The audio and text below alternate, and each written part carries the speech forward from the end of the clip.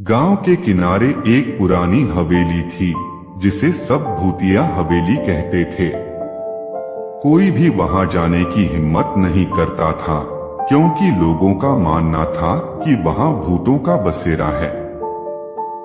दशकों पहले उस हवेली में एक अमीर जमींदार और उसका परिवार रहता था, लेकिन एक रात आग लगने से पूरा परिवार मर गया।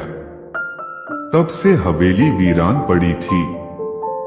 रवि, जो गांव का सबसे निडर लड़का था, इस तरह की कहानियों पर यकीन नहीं करता था। उसे हमेशा से इस हवेली के रहस्य को जानने की जिज्ञासा थी।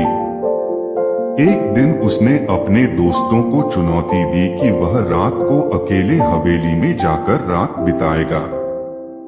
दोस्तों ने उसे रोका, लेकिन रवि ने उनकी एक नहीं सुनी। रात के अंधेरे में रवि हवेली की ओर बढ़ा।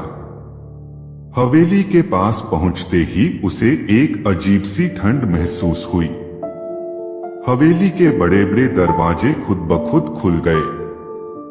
रवि के कदमों की आवाज सुनाई दे रही थी, जैसे कोई उसका पीछा कर रहा हो। लेकिन उसने ध्यान नहीं दिया और हवेली के अंदर चला गया। अंदर जाते ही उसे वहां चारों ओर धूल, टूटी फूटी फर्नीचर और जाले दिखाई दिए।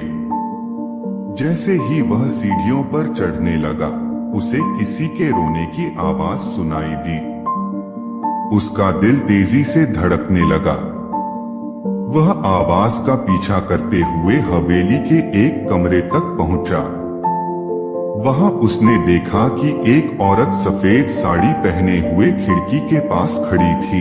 रवि ने हिम्मत जुटाकर उससे पूछा, तुम कौन हो? औरत ने धीरे धीरे मुड़कर रवि की ओर देखा। उसकी आंखें लाल थीं और चेहरा जला हुआ था। रवि डर के मारे कांपने लगा।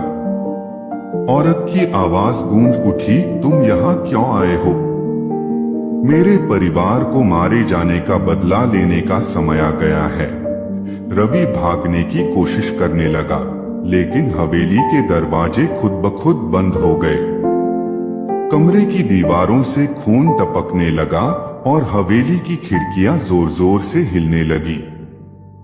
तभी उस औरत ने जोर से चीख मारी और रवि बेहोश होकर गिर पड़ा। अगली सुबह गांव वालों को हवेली के बाहर रवि का शव मिला। उसके चेहरे पर डर की परछाई थी और उसकी आंखें खुली की खुली रह गई थीं। तब से कोई भी उस हवेली के पास जाने की हिम्मत नहीं करता।